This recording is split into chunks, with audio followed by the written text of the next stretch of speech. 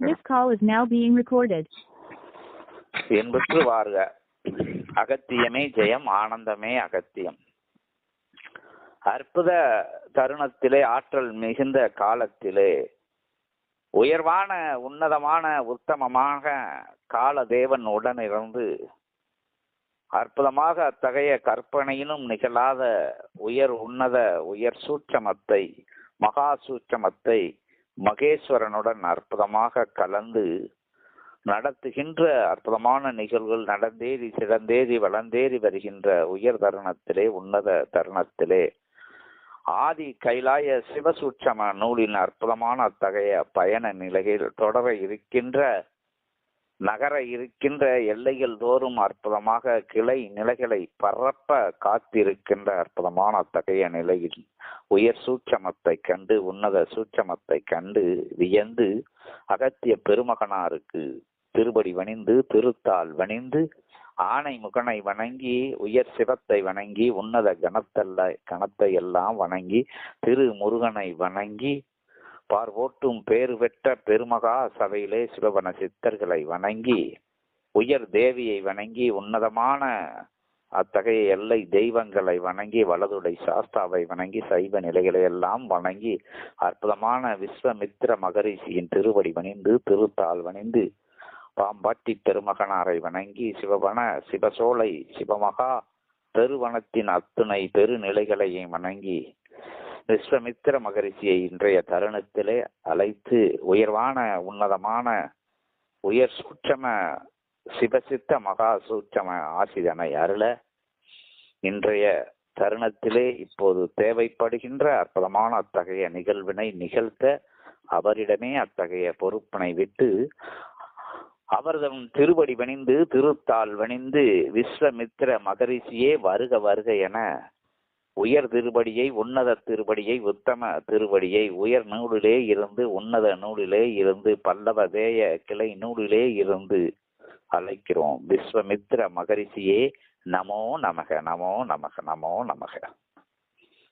ஆடித்திரிந்த ஆதவன் ஆடாமல் அசையாமல் சென்று மறைந்திருந்த தருணம் என்று இப்பூவுலகிலே அனைவரும் நினைத்திருந்த தருணமாக இருந்தாலும், ஆடித்திரியும் ஆதவனின் ஆட்டம் எப்பொழுதும் நிற்பதில்லை என்று நமக்கெல்லாம் உணர்த்தி, நமக்குள்ளுள்ள ஆதவனின் சீற்றம் என்ன, அதன் துணிச்சல் என்ன, அதை குறித்த அதன் நெருப்பு தன்மை என்ன என்று சிவமாக நம்முள் ஜோதியாக விளங்கும் ஆதித்தன் என்னும் நாமம் தரித்த ஆதவனையும் தனக்குள்ளே வைத்து, ஆதவா நீ மாதவா என்று கூறிய சிவபெருமானின் திருப்பாதத்தை தொட்டு வணங்கி இன்று விஸ்வாமித்திரன் வந்தமர்ந்தேன்.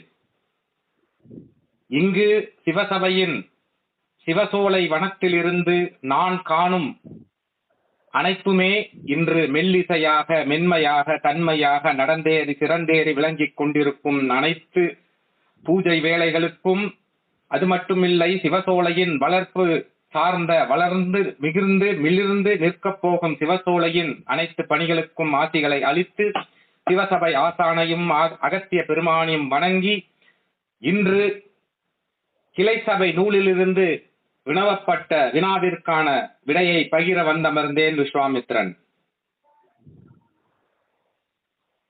சிவசோலை தலத்திலே நடந்தேறிக் கொண்டிருக்கும் அனைத்து பணிகளும் சிவசோலை தலத்தில் இருந்தே நிகழ்த்த பெறுகிறது என்ற நிதர்சனமான உண்மையை நான் உரைத்திருந்த பொழுதிலும், இங்கு நமது கிளை சபைகள் இறக்கைகள் விரித்து படர்ந்து விரிந்து சென்று கொண்டிருக்கும் இத்தருவாயிலே நம் சிவசோலையின் வேலைகள் சிவசபையில் இருந்து துவங்கப்பட வேண்டும், சிவசபையை நோக்கியே நடத்துதல் வேண்டும், சிவசபையின் அனுமதி பெற்றே நிகழ்ந்தேற வேண்டும் என்பதையும் நான் உரைத்திருக்கும் இத்தருணத்திலே, இதன் முன்பும் நான் உரைத்திருந்தேன்.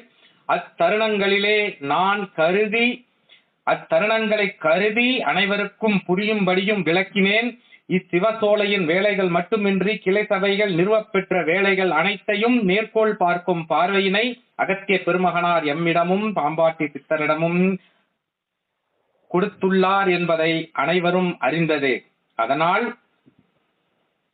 அந்தந்த கிளை சபைகளிலிருந்து நிகழ்த்த பெறும் எவையாக இருப்பினும் அது பெரும் சிவசோலை சபையின் தலைமை சபையாக விளங்கக்கூடிய நமது சிவசபையில் இருந்தே துவங்கப் பெற வேண்டும், அனுமதி பெற்று அனைத்தும் சிறந்தேறி நிற்க வேண்டும் என்பதே எமது ஆணையாகவும் அன்பு கட்டளையாகவும் அங்கு எனது கிளை சபையை பிரிந்துரச் செய்த அக்கிளை சபை செங்கல்பட்டில் இருந்து உரைக்கும் பொழுதும் நான் கூறியிருந்தேன்.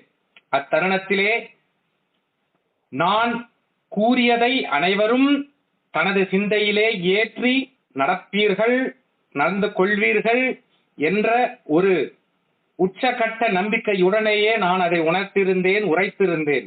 மறுபடியும் உரைக்கிறேன். என் சிந்தையிலே உதிக்கும் அனைவற்றையும் வெளிப்படையாக வெளியே கூறாமல் சூட்சமமாக உரைப்பதற்கு மிகுந்த காரணம் என்னவென்றால் அது மேன்மையாக அமையும் என்ற ஒரு நிலையிலே இந்நிலையிலே நான் கூறுகிறேன். என் நிலையிலே சிவசபை கிளை சபையாக இருப்பினும் எந்த ஒரு நிகழ்ச்சியை நடத்துவதாக இருப்பினும் அது தலைமை சபையில் இருந்து அனுமதி பெற்ற பின்பே அது நிகழ்த்தப்பட வேண்டும் என்பதையும், கிளை சபையை நடத்தி வரும் ஆசான்கள் யாவரும் கிளை சபை ஆசான்களே தவிர நமது சிவசபை நமது தலைமை சபையிலே அவர்கள் தலைமை ஆசான் அல்ல என்பதையும் அனைவரும் புரிந்து கொள்ள வேண்டும் என்பதை சூட்சமமாக உரைத்துக் கொண்டிருக்கிறேன். நான் என்ன கூற வருகிறேன் என்பதை அனைவரும் உணர்ந்திருப்பீர்கள். இருப்பினும் மற்றொரு முறை உரைக்கிறேன். எதுவாக இருப்பினும் கிளை சபைகள் என்பது இங்கு சிவசோலையிலே அமர்ந்து சிவசபை ஆசானாக விளங்கிக் கொண்டிருக்கும் வாழை சித்தரின் பல கோடி ஆண்டுகள் தவம் புரிந்த பலனினாலேயே நமக்கு அனைவருக்கும் கிளை சபைகளும் அகத்திய பெருமானின் வருகையும் சிவபெருமானின் ஆனந்த நர்தனத்தையும் நமது முருகப்பெருமானின் திரு உருவ வேலையும் முருகப்பெருமானையும் காண்பதற்கு ஏதுவான நிலைகளை உருவாக்கி கொடுத்திருக்கிறது என்பதை அனைவரும் மனதிலே கொண்டு மற்றொரு முறையும் கூறுகிறேன்.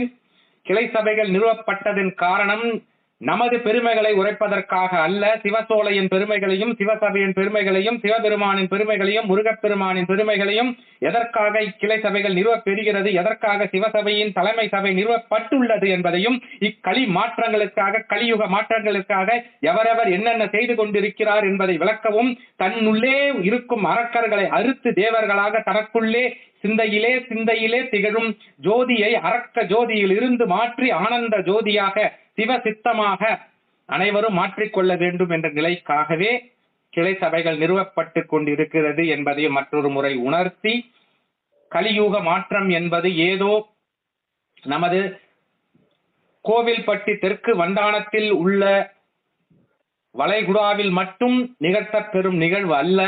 உலகிலேயே உள்ள அனைவரும் மாறுதலுக்குட்பட்டவர்களே. கலியுகம் என்பது இங்கிருப்பவர்களுக்கும் ஒன்றே, வேறு கண்டங்களில் இருப்பவர்களுக்கும் ஒன்றே. அவர் அதை அறிந்திருப்பினும் அறியாதிருப்பினும் அனைவருக்கும் கலியுக மாற்றம் என்பது ஒரு நிலையை சார்ந்த ஒரே நிலை என்பதையும் மற்றொரு முறை உணர்த்தி, கிளை சபை ஆசான் என்று நிறுவப் பெறுபவர்கள் கிளை சபையை நடத்துவதற்கும் அங்கு வந்து சேருபவர்களின் சந்தேகங்களை தீர்த்து அவர்கள் கிளை சபை ஆசான்கள் தெளிந்த நிலையிலே இருந்தால்தான் வருபவர்களின் சந்தேகங்களை தெளிய வைத்து பிறகு தலைமை சபைக்கு அழைத்து வந்து அவர்களுக்கான மாற்றங்களை செய்ய முடியும் என்பதை மனதிலே நிறுத்தி, தலைமை இங்கு விஸ்வாமித்திரன் என்ன கூற விரும்புகிறேன் என்றால், நான் சூட்சமமாக கூற வேண்டும் என்றே விளைந்தேன். இருப்பினும் இவ்வார்த்தையானது இப்பொழுது உதிர்க்கப்பட வேண்டிய நிதர்சனமான நிலையை அடைந்துள்ளதால் இதை உரைக்கிறேன். கிளை சபைகள் என்பது இப்பொழுது நிறுவப்பெற்று நடத்தி கொண்டிருப்பவர்கள் நிகழ்த்தாவிடினும் தலைமை சபையிலிருந்து அது நிகழ்த்த பெறும் என்பதை மனதிலே ஆணித்தரமாக ஊன்ற வேண்டும் என்ற நிலையிலேயே இதை உரைக்கிறேன். தெரியாதவர்களுக்கு இன்னொன்றும் உரைக்கிறேன். தெற்கு வண்டானத்திலே தலைமை சபை அமைந்திருந்த பொழுதும் கோவில்பட்டி நகரத்திலே ஒரு கிளை சபை நடந்தேறிக் கொண்டிருந்தது என்பது அனைவரும் மனதிலே நிறுத்துங்கள். அப்பொழுதே சென்னையிலும் ஒரு சபை நடந்து கொண்டிருந்தது என்பதையும் அனைவரும் மனதிலே நிறுத்துங்கள். நான் கூற வருவது, இப்பொழுது கிளை சபை நூல் ஆசானாக நூல் படித்துக் கொண்டிருக்கும் இச்சீடனின் அலுவலகத்தில் வைத்து நான் கூறவில்லை. இச்சீடன் சேருவதற்கு முன்பாகவே சென்னையிலே ஒரு கிளை நிகழ்ந்து கொண்டிருக்கிறது நம் தலைமை சபையில் இருந்து என்பதை அனைவரும் மனதில் நிறுத்துங்கள்.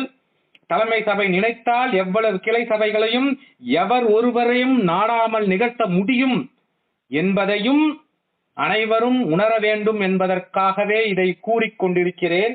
இதை ஒரு போதனையாகவோ அல்லது அறிவு சார்ந்த விஷயமாகவோ அல்லது அனைவருக்கும் புரிதலுக்குரிய ஒரு முக்கிய விஷயமாகவோ தனது சிந்தைகளிலே ஏற்றி தயவு கூர்ந்து தலைமை சபை என்பது நம் அனைவரின் தலைவனாகிய முருகப்பெருமான் அமரும் நிலை, அமரும் சபை, அவருக்கு நிகர் எவரும் இல்லை என்பதை மனதிலே நிறுத்துங்கள். உமது தலைமை சபை ஆசான் என்பவர் பூ உலகத்திலே அவர் வேறொரு நாமம் தரித்திருந்த பொழுதும் அவர் அகத்திய பெருமானின் மறு அம்சம், சிவபெருமானின் மறு ரூபம் என்பதையும் உணர்த்தி கொண்டிருக்கிறார் அகத்திய பெருமான். அதை மனதிலே நிறுத்துங்கள். அனைத்து நூல்களும் அவரின் உடலில் இருந்தே வேறொரு பரிமாணங்களுக்கு வந்து கொண்டிருக்கிறது. அவர் அதை நிறுத்தினால் அது நின்றுவிடும். ஏன்? நான் முன்பொரு தினம் உரைத்த ஒரு நூலிலேயே கூறியுள்ளேன். சிவசபை ஆசான் நினைத்தால் அவர் நினைக்கும் பரிமாணத்திலே, ஏன் அவர் இருக்கும் அருகிலே உள்ள தெருவிலேயே இன்னொரு கிளை சபை அவரால் நிறுவ முடியும். அவர் எங்கு நினைத்து எப்பரிமாணத்தை நினைத்து கால் ஊன்றுகிறாரோ அங்கெல்லாம் கிளை சபைகள் உருவாகும் என்ற நிலையை அனைவரும் புரிந்து கொள்ளாமல் உள்ளீர்கள் என்று நினைக்கிறேன்.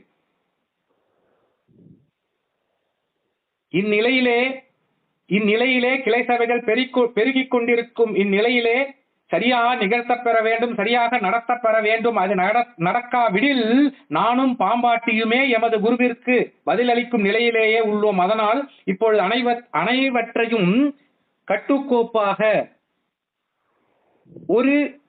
ஒரு விதமான கோட்டை அமைத்து நேர்கோட்டிலே செல்லும் விதமாக அனைத்து பின்வரும் ஏறுகளும் முன்னேறி எவ்வாறு செல்கிறதோ அதை தொடர்ந்தே வர வேண்டும் என்ற நிலையிலேயே இதை உரைத்துக் கொண்டிருக்கிறேன்.